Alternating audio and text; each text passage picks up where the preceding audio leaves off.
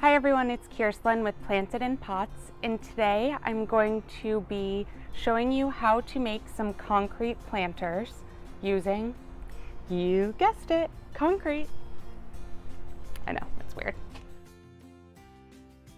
You can make these planters with things that you find at the dollar store or Goodwill, or things that you might just have lying around the house.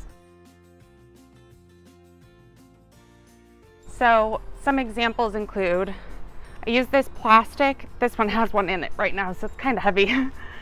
I use this plastic trash can and like a ice bucket of sorts to make a rather large one, you can see. I have a smaller one in a vase that I got from the dollar store with a little Starbucks coffee cup inside of it.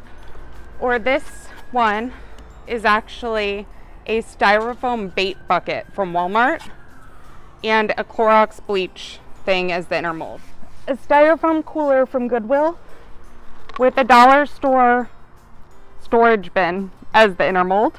This one's really heavy. You can see it's pretty thick on the outsides. This one is half of one of those plastic Easter eggs, the giant ones, with a soda container, the cardboard, wrapped around the outside to make it taller, with some solo cups as the middle part. Essentially, you're going to need something that is slightly smaller for the inner mold and something that is slightly larger for the outer mold. As far as what types of materials to look for, you're going to need an inner and outer mold. For the inner mold, do not use glass, do not use metal.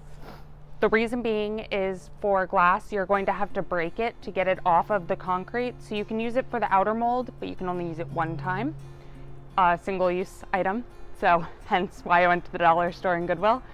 And then for the inner mold, I guess technically you could break it, but it seems rather messy. The other types of materials you can use are plastic, styrofoam, or cardboard. Do not, and I repeat, do not use anything metal. You will regret it. I also learned that the hard way. So they want to fit into one another with not too much space, but also not too little space, because you don't want the concrete to crack when you're taking them apart. As far as materials go, you're going to need concrete. I would like to say that a little goes a long way with this, but it really does not. So buy more than you think you need. One of these pretty much makes like one of the medium to large planters. They're around $2 per bag though, so not too bad. Some cooking oil, a bucket to mix your concrete in, and a tool to mix your concrete with. Very high tech. Nitrile coated gloves. I also use some disposable gloves on top of these because the concrete's wet and gross.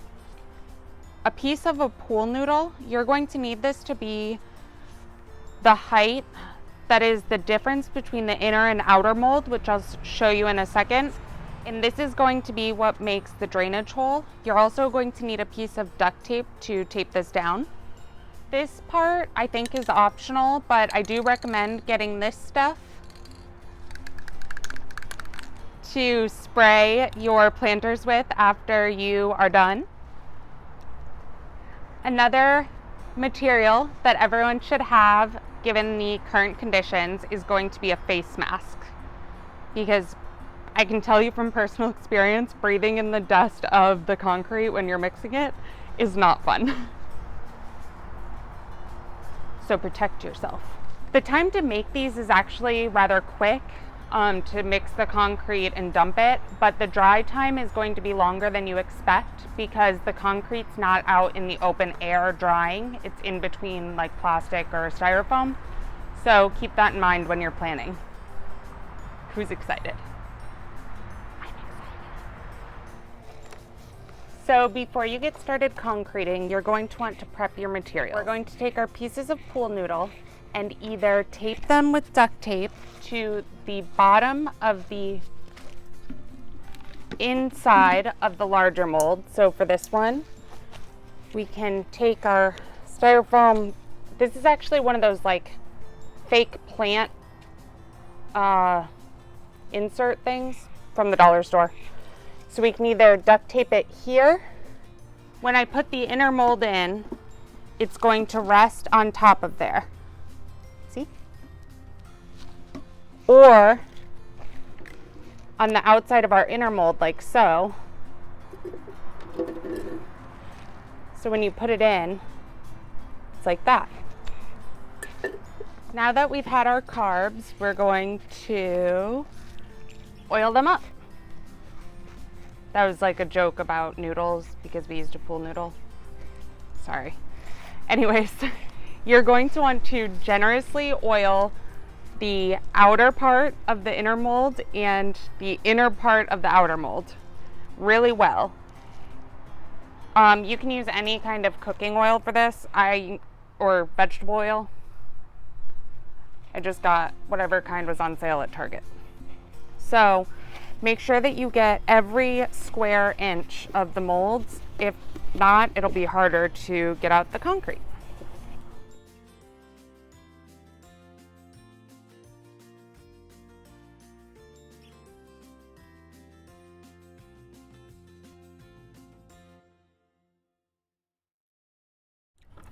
Once you're done preparing your molds, you're going to want to put a little bit of water in your mixing bucket and then a little bit of concrete. Start mixing and then add more as you go, because it is going to be really hard to mix if you dump the whole bag and a bunch of water at the same time, and it's harder to gauge how much water you will need.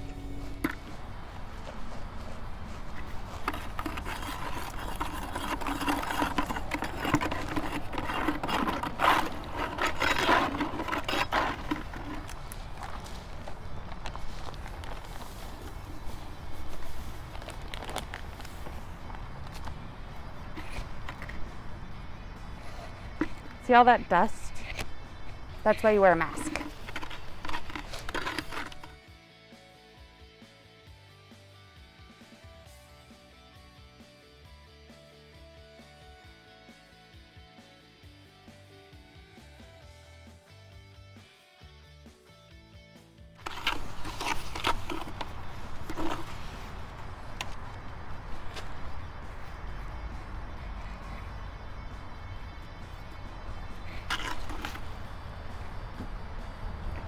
You kind of want it to be like an oatmeal consistency. Once the concrete's all mixed, we're going to pour it into our first mold. You're not going to want to fill up the outer mold all the way, because when you push the inner mold in, it's going to push the concrete up.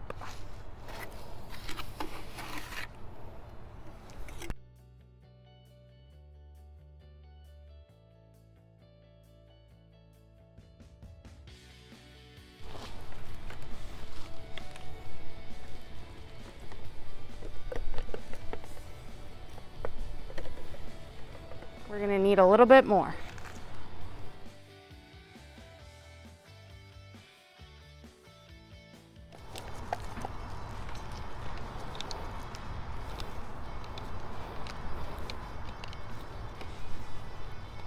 Ta-da! So now you're going to want to tap it to not only level out the concrete on the top, but also to get out any air bubbles in your concrete. You want to place something heavy on top of the inner mold, or else it'll float up to the top, and you want it to stay down, because remember that pool noodle and your inner mold need to meet.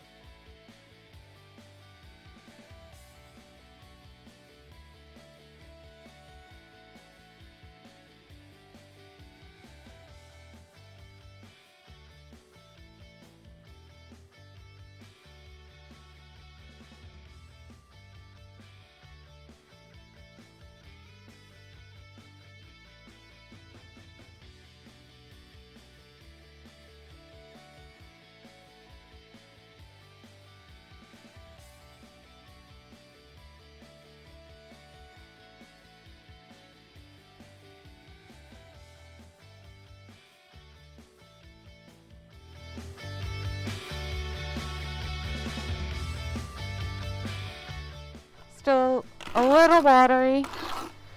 So we're gonna add some more concrete.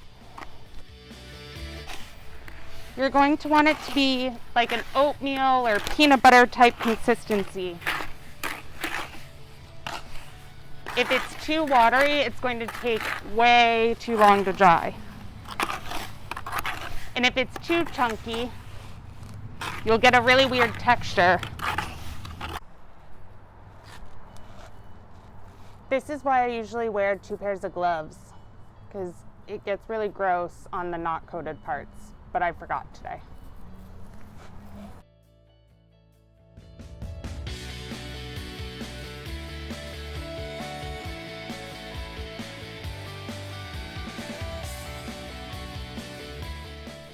Still need lots more.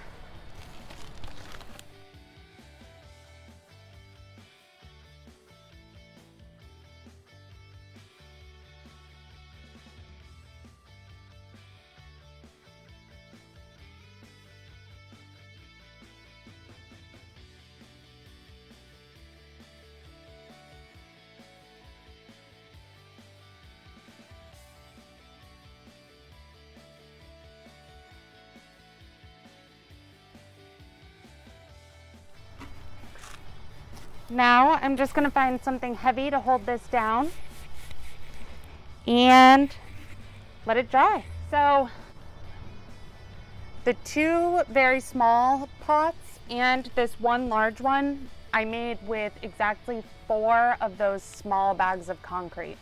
So just to help you gauge how much concrete you'll probably need, it's more than you think. When you go to take these out, make sure that they are completely dry before you go to take them out, because they are extraordinarily difficult to get out, even if it is somewhat wet. So once the concrete for your planters is completely dry, the next step is going to be to get them out of the molds.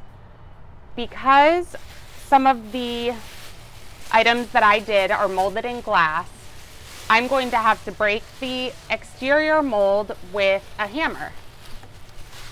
So to be very careful with this, what I'm going to do after I take the inner mold out is I'm going to put this entire thing inside 2 grocery bags and also keep it in a cardboard box, and then I'm going to gently break it with the hammer. I don't know for sure if these are dry, and I'm going to rush it because I know that I have some very excited people that are ready to make their own concrete planters, particularly Jane with Plants on a Paper Towel Roll and Alina with Planterior Decorator. If you haven't seen either of their pages, they're both amazing and you should definitely check them out, and I'm sure whatever concrete planters they come up with are going to be incredible as well. So I'm rushing this for you guys. Because I used a full water bottle for the interior mold, I'm going to first empty it to make it a little bit easier to get it out. And I'm going to dump it down the driveway. It's a lot easier to get your molds out if you wait for the concrete to completely dry. So be more patient than I am.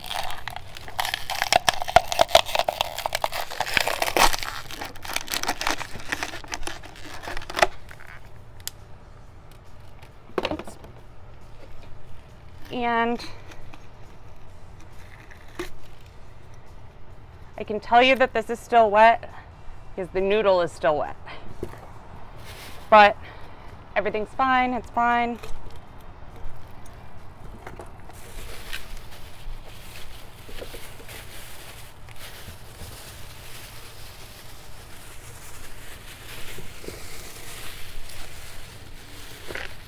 I'm flipping this upside down so I can hit the bottom of that vase.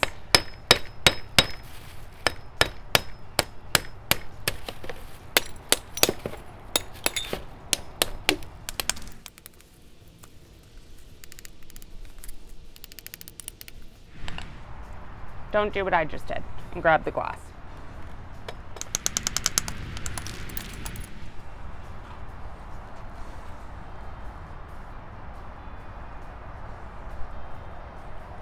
It's still wet. So because the pieces are still wet, you can see the concrete on a couple parts of it stuck to it. That's why you want it to completely dry. But it still turned out good, so I'm not mad.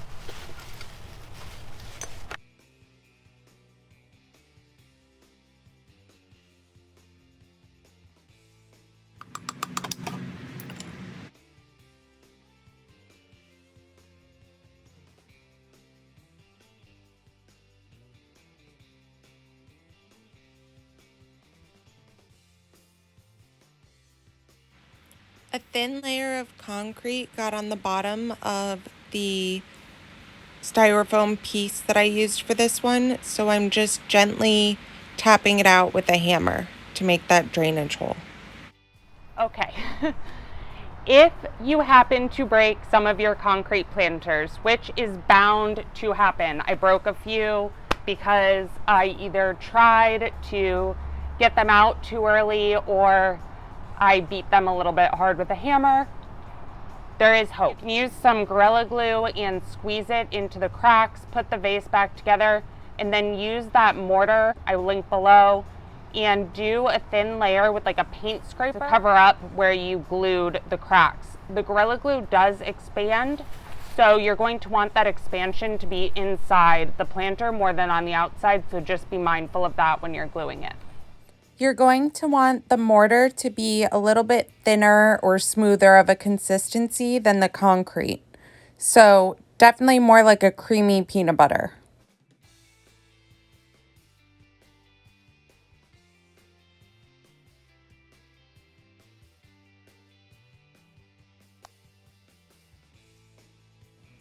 On this one, you can see the Gorilla Glue that I used to repair the crack that I made with the hammer on the inside. But you can't really see it on the outside, only the thin cracks. I'm just going to apply a thin layer of the mortar on the outside and the top of the inside to cover that up. The plant will cover up the remaining parts of the Gorilla Glue on the inside of the planter. So there's not really a reason to cover up anything but the very top of that. Once your planter is finished drying and you get it out of its mold, the only thing left to do is take a beautiful plant and plant it in its new pot so it can be planted in pots. Thank you so much for watching. If you like this video, give us a thumbs up. And if you make your own planter, please be sure to let me know in the comments any tips or tricks that you learn, or tag us in photos on Instagram at PlantedinPots. And be sure to subscribe so you don't miss the next Planted in Pots video, where we have tips, tricks, and DIYs for plants in pots.